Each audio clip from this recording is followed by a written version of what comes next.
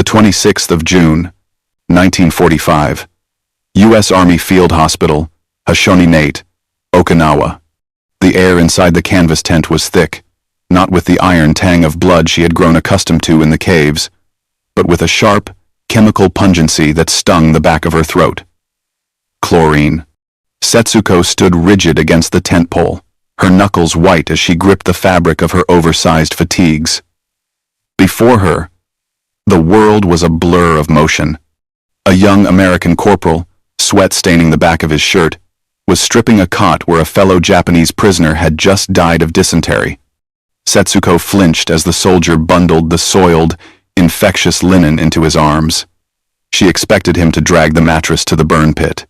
Fire was the only purification she understood for such filth. It was what they had done in the tunnels of Itaman when the medicine ran out. But the corporal did not head for the fire. He tossed the bundle into a large canvas cart wheeled by another soldier, shouting something about lot number 4 over the roar of a generator outside. The cart was full. Not of garbage, but of laundry. Setsuko's breath hitched.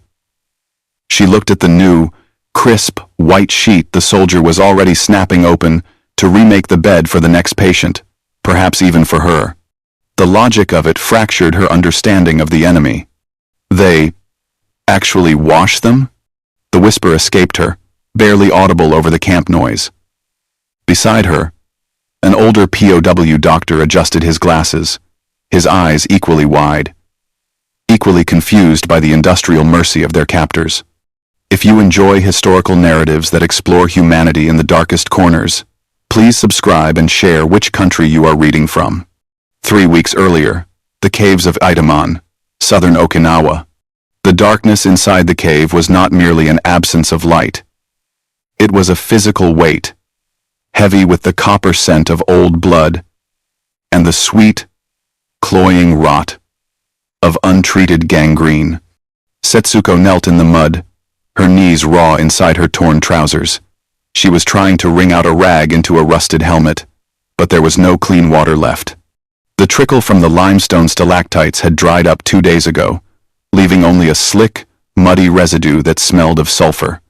Around her, the groans of the wounded had quieted into a rhythmic, shallow rasping.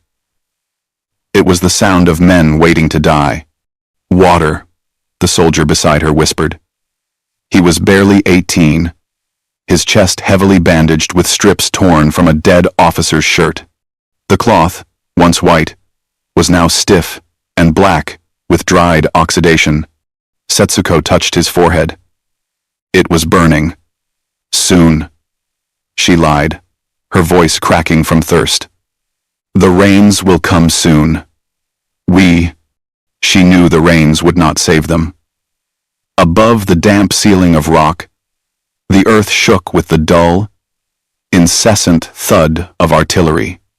The Americans were tightening the noose around the southern tip of Okinawa. For weeks, the propaganda had been their only sustenance.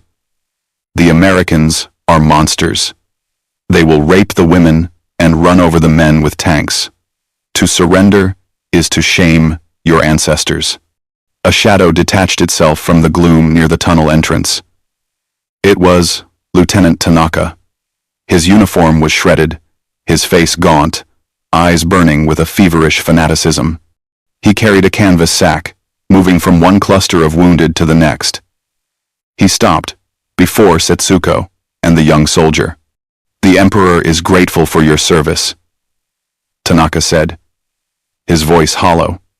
He reached into the sack and placed a ceramic sphere into the soldier's trembling hand. Then, he placed one in Setsuko's. "A grenade.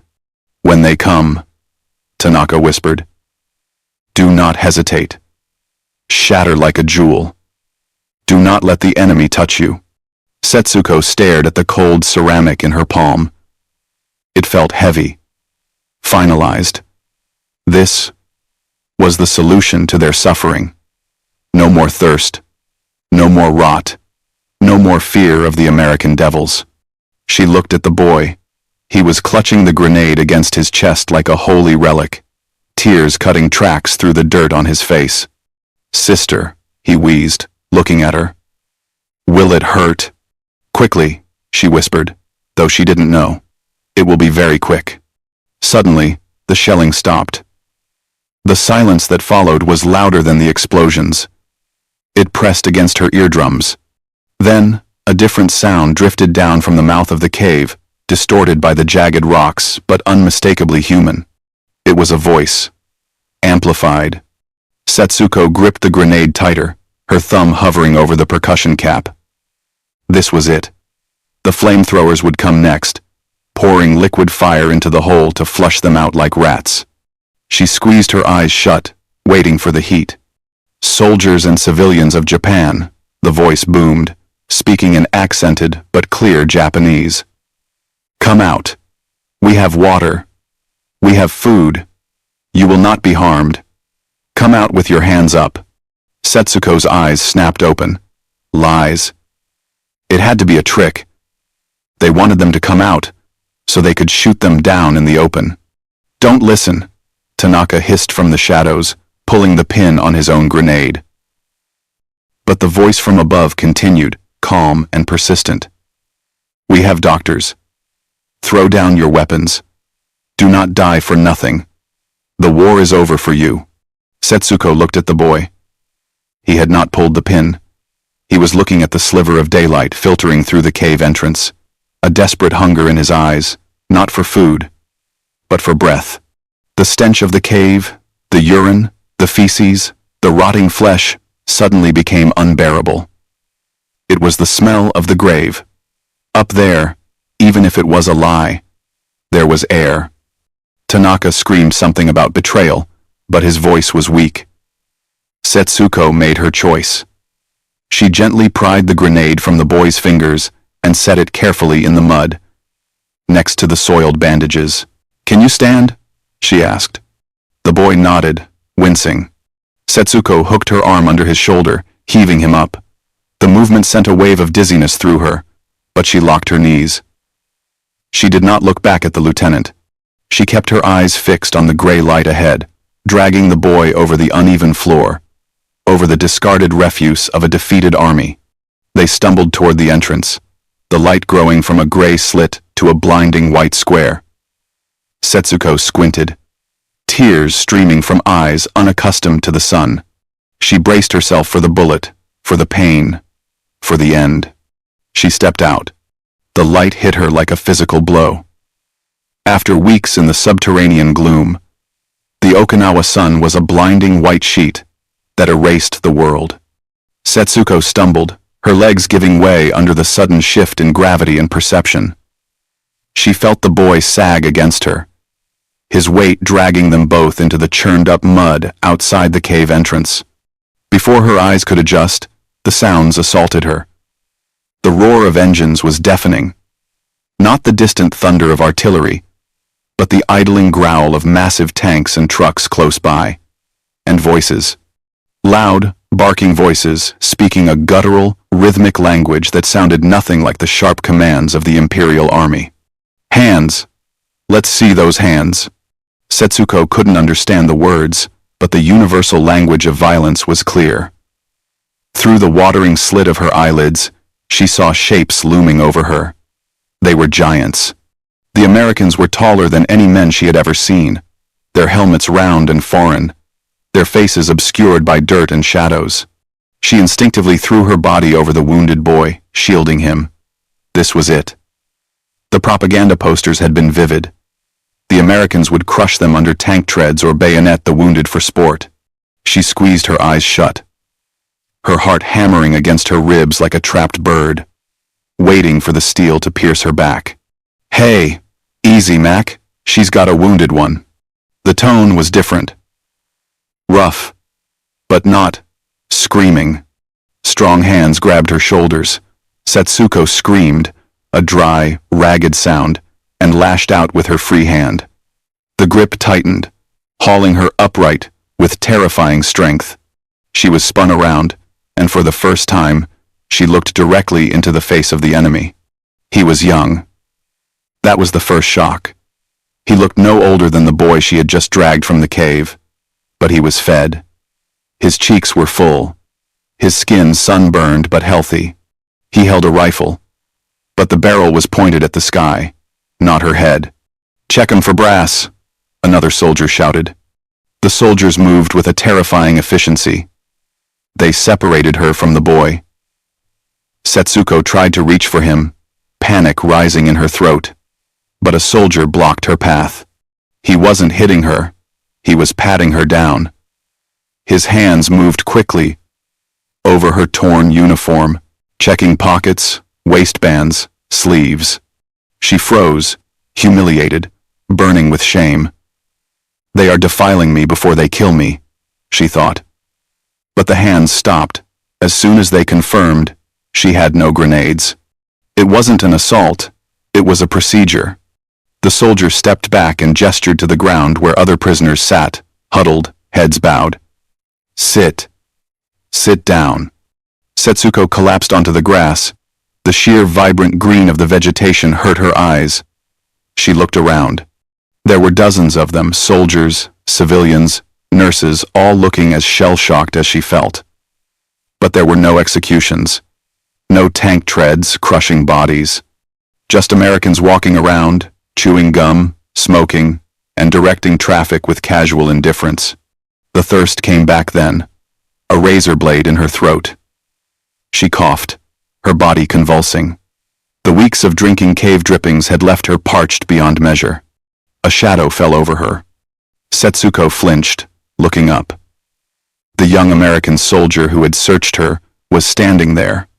He wasn't holding a weapon. He was holding a metal flask, a canteen. He unscrewed the cap and extended it toward her. Setsuko stared at it. Was it poison? A cruel joke? She looked at his face. He didn't look like a demon. He looked tired. He mimed, drinking, tipping his head back. Then offered it again. "Water," he said. "Agua. Mizu? You speak Mizu?"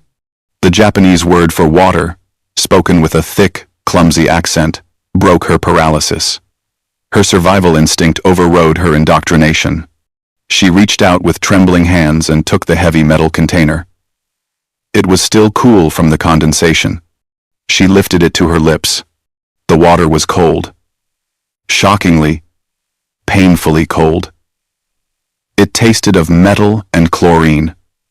A chemical taste she had never experienced, but it was the most delicious thing she had ever consumed. It flooded her dry mouth, soothing the cracks in her throat. She drank greedily, water spilling down her chin, washing away the grime of the cave. "Whoa, slow down, Mama-san. Save some for the kid." The soldier gently took the canteen back. He walked over to the wounded boy, lying a few feet away, and knelt down, lifting the boy's head to let him drink. Setsuko watched, stunned. The water sat heavy and cold in her empty stomach, but her mind was reeling. A demon did not share his water. A demon did not kneel in the mud to help a dying enemy soldier. The soldier stood up, wiped the canteen on his hip, and rejoined his squad. He didn't smile, didn't gloat. He just went back to work. A loud whistle blew. The engines of the nearby trucks revved up, spewing dark exhaust into the clear blue sky. Soldiers began shouting, herding the seated prisoners toward the open tailgates of the canvas-covered vehicles. Setsuko stood up, her legs slightly steadier now. The taste of the chlorine water lingered on her tongue. Strange, chemical, alien. It was the taste of the enemy, and it had just saved her life. As she climbed into the dark belly of the truck, leaving the cave and the dead behind, the certainty of her death began to fracture, replaced by a terrifying, bewildering uncertainty. The truck journey was a blur of dust and exhaust, ending abruptly at a flat stretch of land enclosed by miles of barbed wire. The sign at the gate read something in bold English letters, but Setsuko only saw the fences. They were herded out like cattle, the men separated from the women with efficient, impersonal shoves. Setsuko found herself in a line of 20 women, standing before a long, open-sided tent. The air here was different, less like the rotting jungle, more like a factory. It smelled of engine grease and something acrid, powdery, and dry. "Clothes off, all clothes." The command came from a Nisei interpreter, a Japanese-American soldier whose face looked familiar but whose uniform made him a stranger.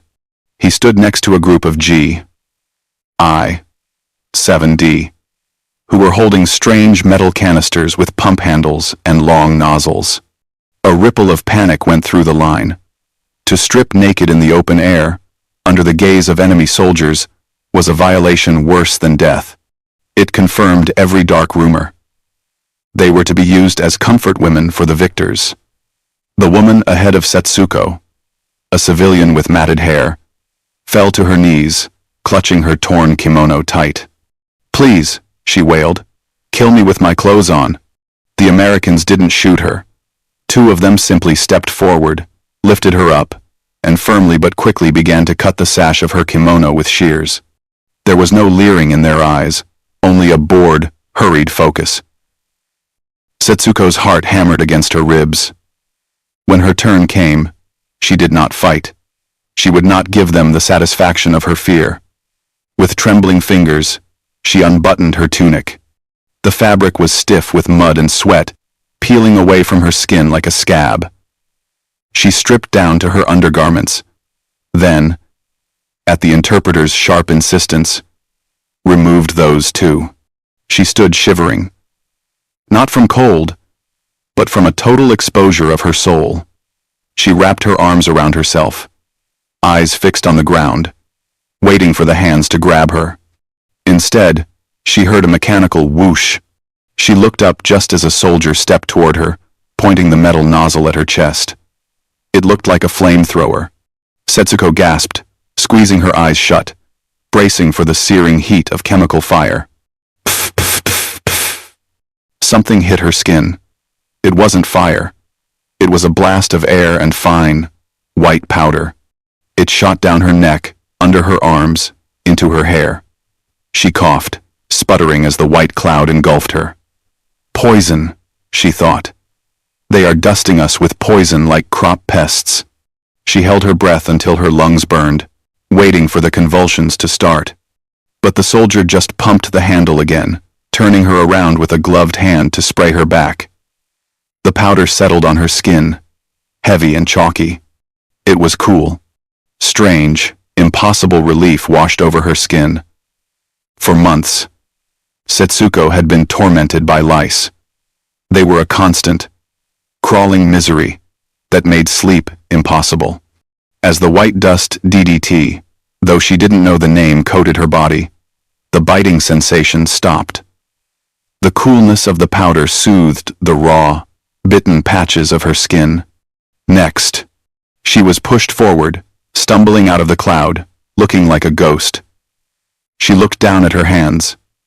They were pale, coated in the white dust. She was still alive. At the end of the tent, another soldier tossed a bundle at her. She caught it instinctively. It was a pair of trousers and a shirt. American military fatigues, dyed a dark green, vastly oversized.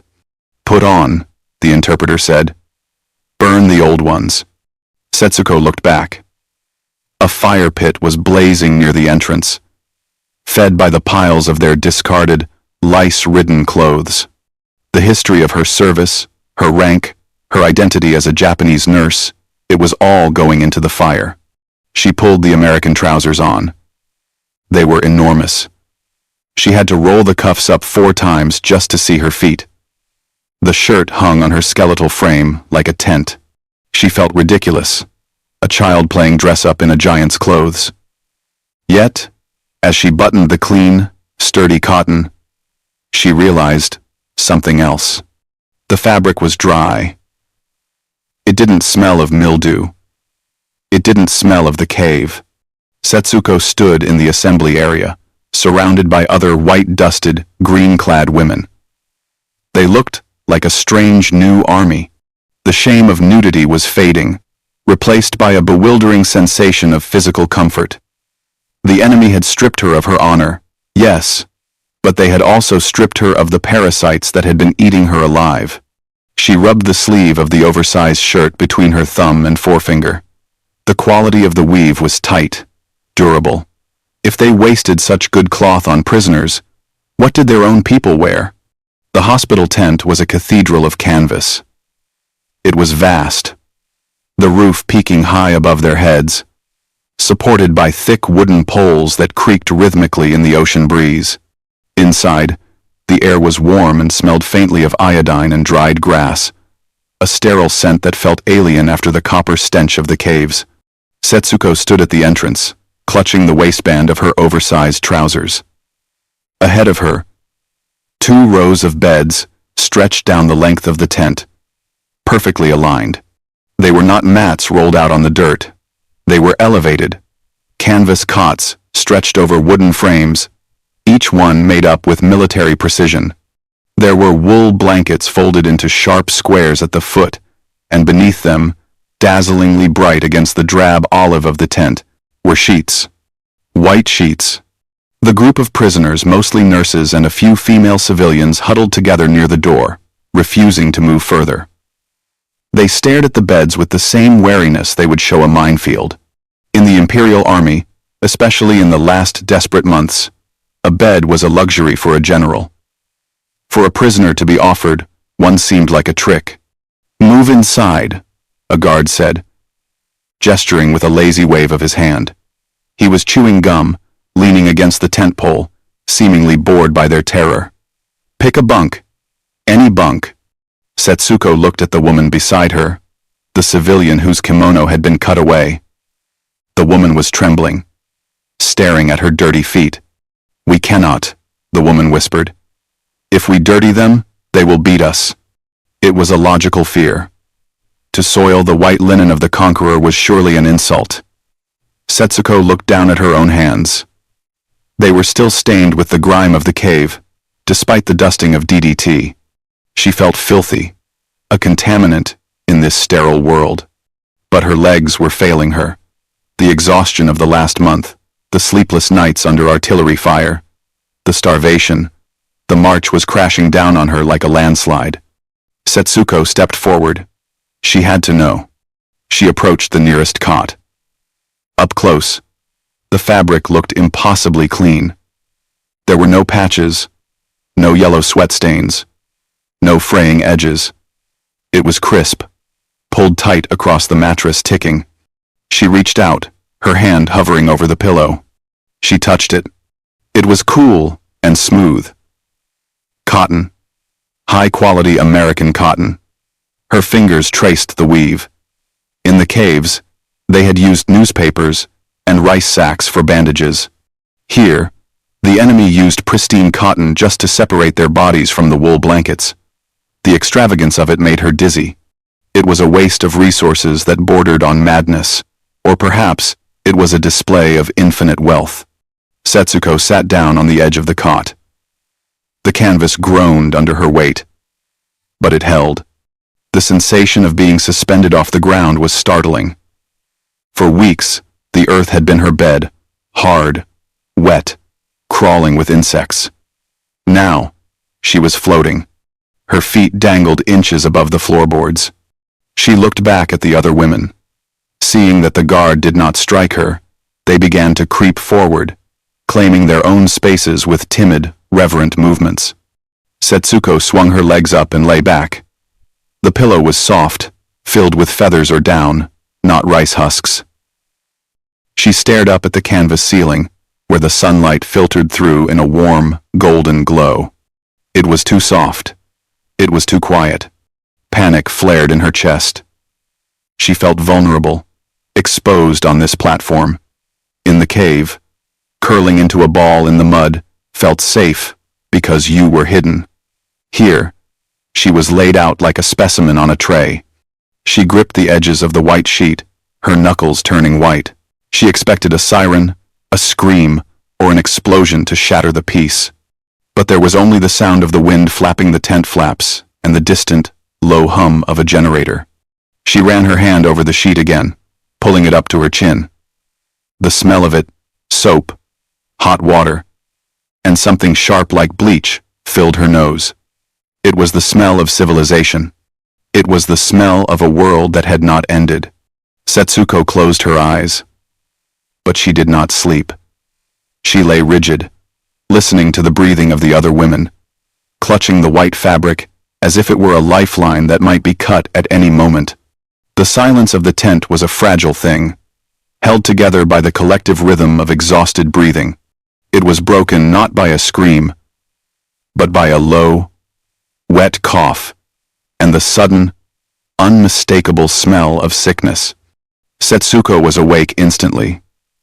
She sat up on her cot, her eyes adjusting to the dim light filtering in from the guard posts outside. 2 beds away, the young soldier she had dragged from the cave, Yamada, was curling in on himself, clutching his stomach. His body was convulsing in rigid, jerky spasms. "Yamada-san?" she whispered, swinging her legs off the cot. She reached him just as he let out a soft moan of shame. The smell hit her full force, acrid, sour, and metallic. It was the smell of dysentery, the scourge that had killed more men in the tunnels than American flamethrowers. Setsuko froze. In the dim light, the disaster was visible. A dark, spreading stain was blossoming across the pristine white sheet beneath him. Yamada looked up at her, his eyes wide with terror. I couldn't stop it," he rasped, his voice trembling. "I'm sorry. Sister, I'm sorry." Panic, cold and sharp, pierced Setsuko's chest. In the Imperial Army, discipline was absolute. To lose one's weapon was a crime. To destroy equipment was a disgrace punishable by severe beatings. But here, they were prisoners. They were living on the enemy's charity. To soil the luxury they had been given, this expensive, pure white cotton, would surely be seen as an act of sabotage or ungrateful filthiness. "Quiet," Setsuko hissed, looking frantically toward the tent entrance. "Don't move." She fell to her knees beside his cot. Without thinking, she used the sleeve of her oversized American shirt to dab at the stain, trying to wipe it away. It was futile. The liquid had already soaked deep into the fibers of the mattress, ticking. The white sheet was ruined. "They will kill me," Yamada wept softly. "Stop it," she commanded, though her own hands were shaking. "Cover it. We must cover it." She tried to pull the wool blanket over the mess to hide it, but the smell was impossible to conceal. It filled the immediate air, heavy and incriminating.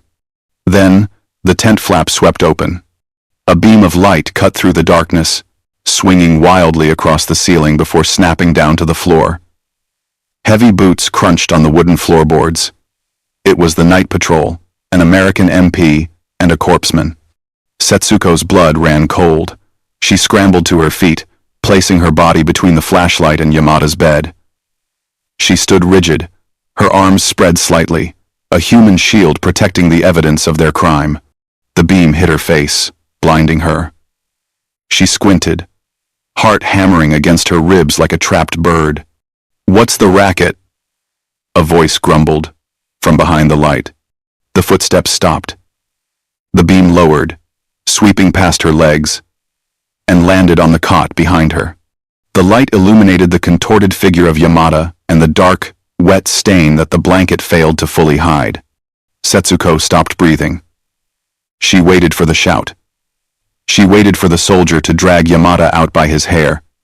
She braced her muscles, preparing to beg, to offer herself for punishment in his place. "Please," she screamed internally. "He is sick. Beat me instead." The American courtman stepped closer. He was a big man with red hair, smelling of tobacco and rubbing alcohol. He nudged Setsuko aside, not with a blow, but with a firm, indifferent push of his forearm. He shone the light directly on the soiled sheet. He leaned in, sniffing the air once, and grimaced. "Ah, hell," the American muttered. He didn't sound angry. He sounded tired. He turned to the MP standing by the door. "Get the cleaning crew. We got a code brown in Bay 4. And bring a stretcher. This kid's dehydrated." Setsuko blinked, her mind reeling. The courtman looked back at her. He saw her terror, her raised hands, the way she was trembling. He seemed to misunderstand her fear. He pointed to the bed, then made a drinking motion with his hand. "Sick," he said, his voice flat. "No good here. Hospital. Big hospital." He wasn't reaching for his pistol. He was reaching for a clipboard attached to the foot of the bed. He scribbled something down, then stripped off the wool blanket with a practiced, casual motion, exposing the full extent of the mess. He didn't recoil in disgust. He didn't scream about the dirty Japs. He looked at the filth with the same bored expression a mechanic might give a leaking oil pipe. "Don't worry, Mama-san," he muttered, though he wasn't looking at her. "We'll swap it out." Setsuko stood paralyzed as two more soldiers entered with a stretcher. They lifted Yamada gentler than she expected and carried him out. The red-haired corpseman then did the unthinkable. He grabbed the corners of the soiled, infectious sheet, balled it up in his bare hands, and tossed it onto the floor near the entrance. "Housekeeping will get that," he said. Then he turned off his flashlight, leaving Setsuko standing alone in the semi-darkness. The bed was bare. The boy was gone, taken not to a firing squad, but to a big hospital. And the sheet, the cause of all their terror, lay in a heap on the floor, waiting to be dealt with. Setsuko stared at the bundle. They hadn't beaten him. They hadn't even raised their voices. To them, the destruction of the white sheet was not an insult. It was just laundry. The morning sun burned through the canvas of the field hospital, turning the interior into a humid, golden haze. Setsuko had not slept. She sat on the edge of her cot, her eyes fixed on the pile of soiled linens near the entrance, the evidence of Yamada's sickness, left there like a shameful monument. Outside, the camp was waking up. The sounds were mechanical and loud. Engines revving, crates being smashed open, and the casual shouting of men who did not fear an air raid. Then, the collection team arrived. They were two soldiers, wearing gloves that went up to their elbows and aprons made of heavy rubber. They moved through the tent with the noise and subtlety of a tank, pushing a large canvas cart with iron wheels that rumbled over the wooden floorboards. Setsuko tensed. She watched them approach the pile of dysentery-stained sheets. In her mind, she saw the inevitable conclusion. They would drag the filth outside, douse it in gasoline, and strike a match. It was the only sanitary solution. In the caves of Itoman, they had burned the clothes of the dead because water was for drinking, not washing. And soap was a memory from a different lifetime. One of the soldiers, a chewing gum-jawed corporal, kicked the pile with his boot to loosen it. He bent down, grabbed the sodden fabric, and heaved it into the air. Setsuko held her breath, waiting for them to march toward the burn pits at the edge of the perimeter. Instead, the soldier tossed the bundle into the canvas cart. It landed with a heavy, wet thud among other piles of gray and white fabric. "Full load," the corporal grunted. "Let's roll." They turned the cart around and began pushing it back toward the exit. Setsuko stood up. She couldn't help herself. Driven by a confusion that was stronger than her fear, she followed them. She stayed a few paces back, her oversized boots clumping on the floor, shadowing them out of the tent and into the blinding sunlight of the compound. She expected them to veer left, toward the smoke rising from the garbage incinerators. But they turned right. They headed toward a massive, open-sided structure near the water tanks. A sign above the entrance read, "QM Laundry Detachment." Setsuko stopped near the wire fence, gripping the mesh with her fingers. Inside the structure, it was a scene of industrial chaos. Huge metal cylinders were rotating, churning with a rhythmic, sloshing sound. Steam hissed from pipes, billowing out in white clouds that smelled of harsh chemicals and heat. The soldiers wheeled the cart up to a sorting table. They didn't look disgusted. They didn't look angry. They simply dumped the infectious, filthy load onto the table. Other men, also wearing rubber aprons, began to sort through it. They separated the whites from the greens, the heavily soiled from the lightly stained. They threw the sheets, the very sheets Setsuko had thought were a death sentence, into one of the massive rotating drums. One soldier pulled a lever. Water rushed in. He poured a scoop of white powder into a hopper. Setsuko watched, her mouth slightly open. The machine roared to life, tumbling the shame of the Japanese army in a bath of hot water and American soap. They actually washed them? The whisper escaped her lips before she could stop it. It was a question asked to no one, a plea for the world to make sense again. Beside her, an older man adjusted his wire-rimmed glasses. It was Dr. Kenji, a fellow prisoner who had served in the medical corps. He was staring at the laundry machines with a look of profound defeat. "It is logistics, child," Kenji said softly, his voice devoid of the patriotic fervor he used to display. "To us, a dirty sheet is waste. To them, it is inventory." Setsuko looked at the spinning drums.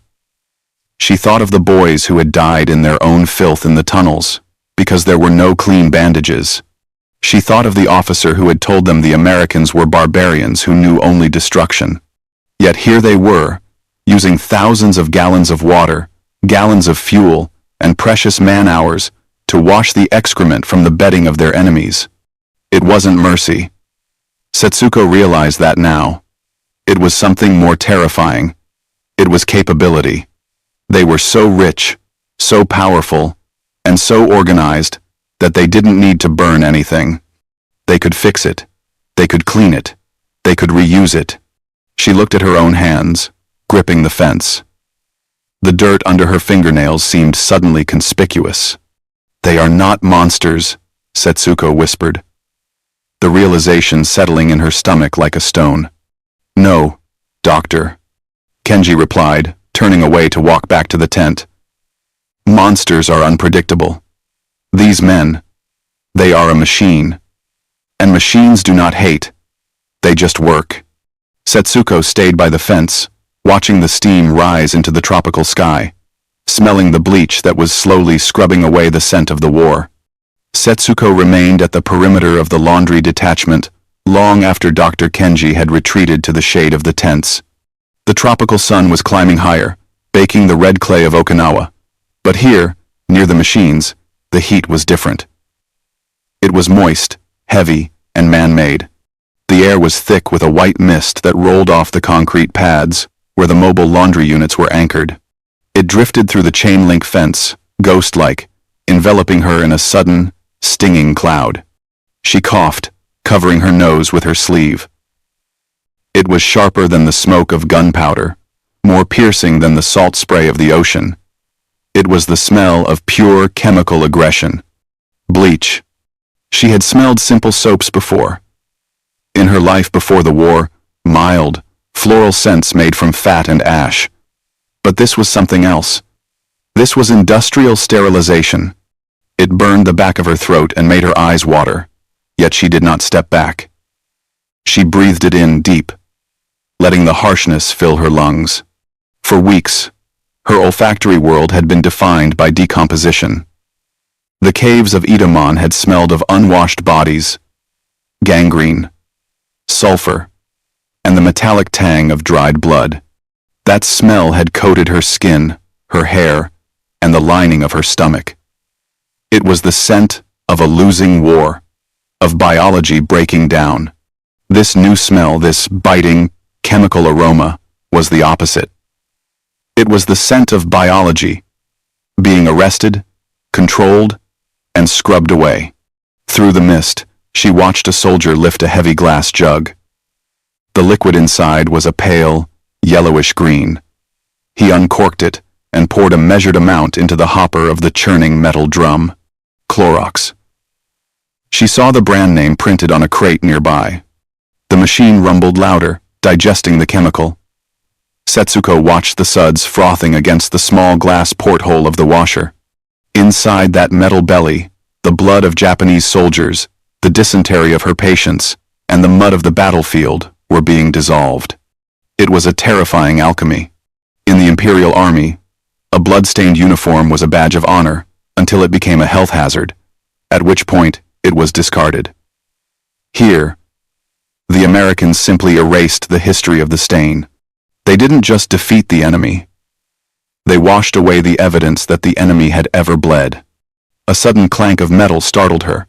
A different soldier was opening one of the massive dryers. He reached in and pulled out an armful of sheets. They were no longer the gray, sodden lumps that had gone in. They were brilliant, blindingly white. Steam rose from them as he shook them out, snapping the fabric in the air to fold it. They looked like clouds captured and flattened into squares. Setsuko gripped the wire fence tighter. The contrast was heartbreaking. Her people were starving in caves, eating roots and dying of preventable infections, while the enemy had machines dedicated solely to the whiteness of their bedding. The scale of it made her feel incredibly small. It wasn't the tanks or the planes that finally broke her spirit. It was this. It was the endless supply of bleach.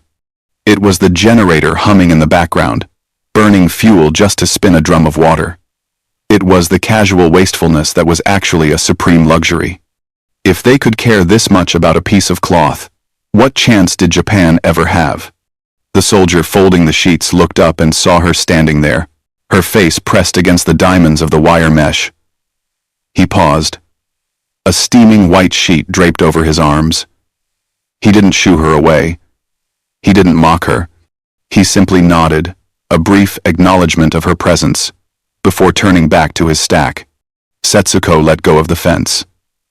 Her fingers smelled of rust, but the air around her was clean. Violently, aggressively clean. She turned to walk back to the hospital tent, the smell of bleach lingering on her clothes like a second skin. It was a harsh scent, devoid of warmth. But for the first time in months, she walked without the shadow of rot following her heels. The Americans had sanitized the air, and in doing so, they had made the idea of death seem distant, almost impossible, in this place of white sheets and churning water. Idleness was a poison Setsuko had never learned to digest. In the caves, even when there was no medicine, there was always a brow to wipe, a hand to hold, or a prayer to whisper. But here, in the sprawling containment of the American camp, time stretched out like a vast, empty desert. The prisoners sat in circles, picking at the grass, waiting for the next meal, waiting for the next roll call, waiting for a future that no one could predict. Setsuko could not sit. Her hands, calloused from years of service, twitched with a phantom need to be useful. She found herself drawn back to the quartermaster laundry detachment, pulled by the gravity of the machines and the purposefulness of the activity within. She stood by the open gate of the chain-link fence. The soldiers inside were working in a rhythm. Wash, dry, fold, stack. It was a mesmerizing assembly line of cleanliness. A young private near the folding table wiped sweat from his forehead with his forearm, clearly struggling to keep up with the relentless output of the dryers. The stack of unsorted linens was teetering dangerously. Setsuko took a step forward. "Hey! Back inside the line, Mama-san!"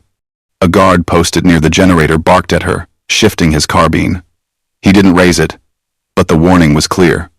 To him, she was a security risk, a potential saboteur, or perhaps just a beggar looking for scraps. Setsuko stopped, but she didn't retreat. She looked at the guard, then at the overwhelmed private at the folding table. She raised her empty hands, palms open, and made a folding motion in the air. She brought her hands together, smoothed an invisible crease, and stacked an invisible sheet. "Work," she said, the English word feeling clumsy on her tongue. She had heard the guards use it. "I work." The guard frowned, confused. "Work? No work. Go sit down." The commotion caught the attention of a sergeant standing by the dryers. He was older, with graying temples and a clipboard tucked under his arm. He looked at Setsuko, then at the mountain of laundry threatening to bury his men. He saw something in her stance, not defiance, but a desperate, professional pleading. He walked over to the fence, waving the guard down. She wants to help, Miller, the sergeant said, his voice gravelly. He looked at Setsuko. You know how to fold? Setsuko didn't understand the sentence, but she understood the tone. She nodded vigorously, mimicking the folding motion again. She pointed to the table, then to herself. The sergeant studied her for a moment. He seemed to be weighing the regulations against the practical reality of being short-staffed in a combat zone. He unlatched the gate. All right, he grunted, jerking his head toward the table. Don't try anything funny. Setsuko stepped inside. The noise of the machines was deafening, a cacophony of rattling metal and hissing steam. She walked to the long wooden table, where the young private was struggling with a king-sized sheet. He looked at her, startled, then looked at the sergeant, who just shrugged. The dryer door clanked open, and the sergeant pulled out a fresh load. He gathered a massive armful of sheets and dumped them onto the table in front of Setsuko. They were hot. Setsuko buried her hands into the pile. The heat radiated from the cotton, intense and living. It wasn't the humid, suffocating heat of the Okinawa jungle. It was a dry, clean, domestic heat. It traveled up her arms, warming her chest, thawing the cold knot of fear that had lived there for months. She closed her eyes for a second, inhaling the scent. No rot, no blood, just the smell of baked cotton and soap. Then, she began to work. Her training took over. In the hospital in Tokyo, before the bombs, before the hunger, precision had been a religion. She grabbed the corners of a sheet, snapped it once to clear the wrinkles, a sharp thwack that cut through the mechanical din, and began to fold. Corner to corner, smooth the edge, fold in half, smooth again. Her hands moved with a fluidity that the young American soldiers lacked. She didn't just fold the cloth, she disciplined it. She transformed the chaotic heap of hot fabric into a perfect, geometric square. She placed it on the stack and reached for the next one. The young private stopped working and watched her. He whistled low. Damn, he muttered. She's fast. Setsuko didn't look up. She fell into a trance of productivity. The heat of the sheets seeped into her bones, making her feel human again. She was no longer a defeated enemy, a ghost, or a prisoner. She was a nurse. She was a woman restoring order to the world, one white square at a time. For the next hour, there were no politics, no emperor, and no war. There was only the heat, the cotton, and the satisfying symmetry of the stack, growing taller under her hands. She worked with a silent, fierce gratitude, paying for her life with the only currency she had left, her labor. The rhythm of the laundry detachment was hypnotic hiss, rumble, fold, stack until the sudden screech of tires on gravel shattered it. Setsuko froze, her hands hovering over a half-folded sheet. Through the wire mesh, she saw a jeep skid to a halt near the entrance.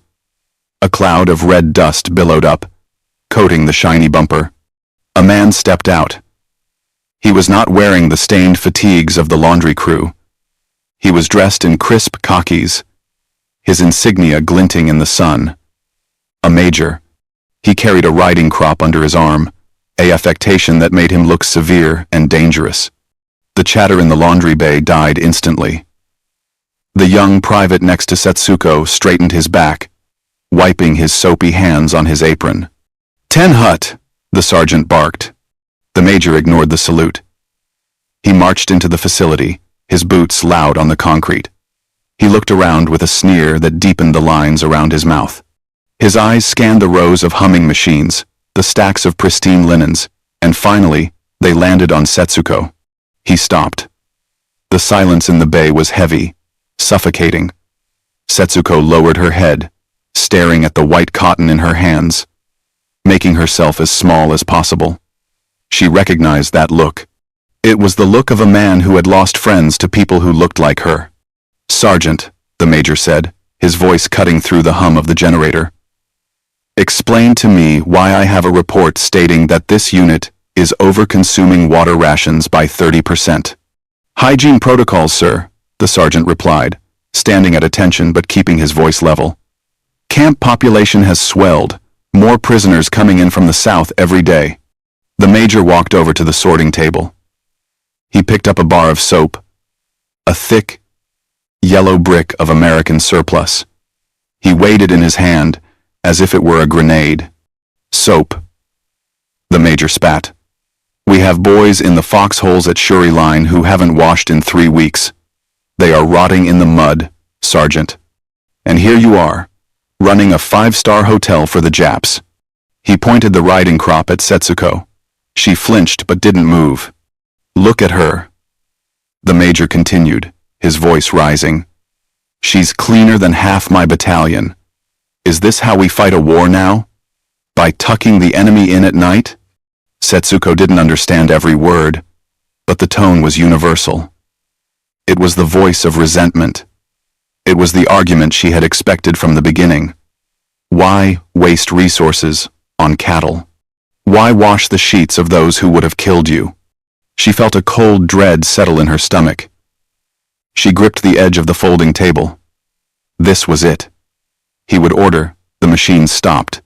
He would order them back to the dirt, back to the lice, back to the punishment they deserved. The sergeant didn't flinch.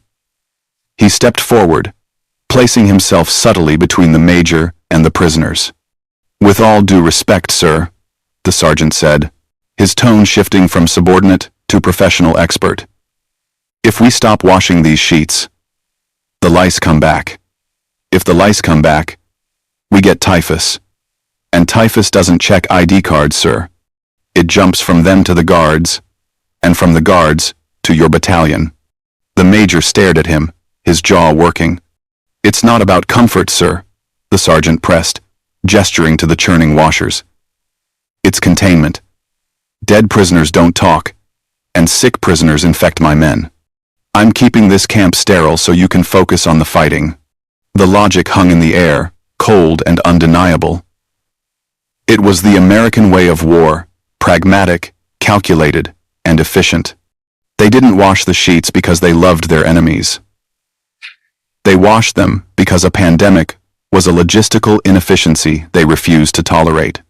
The major looked at the soap in his hand, then back at Setsuko. The hatred in his eyes didn't vanish, but it was overruled by the weight of the argument. He tossed the soap back onto the table. It landed with a heavy thud near Setsuko's hand. Watch your water levels, Sergeant, the major growled. If I hear you're shorting the combat units, I'll shut this circus down myself. Understood, sir. The major spun on his heel and marched out. The jeep roared to life, spraying gravel as it tore away, taking the anger and the threat with it. The laundry bay remained silent for a long moment. The sergeant let out a long breath, his shoulders slumping slightly. He looked at the private, then at Setsuko. All right, he grunted. Show's over. Get those dryers moving. The machines roared back to life. The young private looked at Setsuko and gave a nervous, lopsided smile. A silent acknowledgement of the bullet they had just dodged. Setsuko looked at the sergeant. He was already back at his clipboard, checking inventory, ignoring the drama he had just diffused. He wasn't a hero. He was just doing a job. But that job had saved her dignity. Slowly, deliberately, Setsuko stepped away from the table. She turned toward the sergeant's back. She placed her hands on her thighs and bent at the waist, executing a perfect, deep bow, 90 degrees of respect. It was an old gesture, a relic from the imperial court, offered to a man in greasy fatigues who chewed tobacco. The sergeant turned, catching the movement. He paused, looking uncomfortable. He didn't know how to return a bow. He simply nodded, a sharp jerk of his chin. Yeah, he muttered. Keep folding, Mama-san. Setsuko straightened up. She picked up the bar of soap the major had thrown. It was heavy, solid, and smelled of chemicals. She placed it carefully back in the bin. The system had held. The logic of the white sheets had prevailed over the logic of the sword. She returned to her station, her hands moving faster now, folding the piece into square, crisp bundles.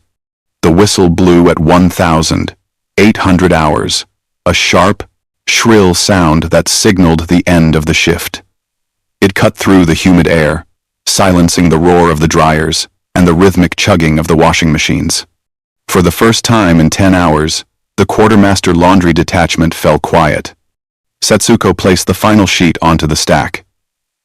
It was a perfect square, its edges aligned with military precision, joining hundreds of others to form a towering wall of white cotton. Her arms ached with a dull, satisfying throb. It was a good pain, the kind that came from creation rather than destruction. She stepped back, wiping her hands on her apron. Around her, the American soldiers were stretching, lighting cigarettes, and joking in that loose, easy way they had.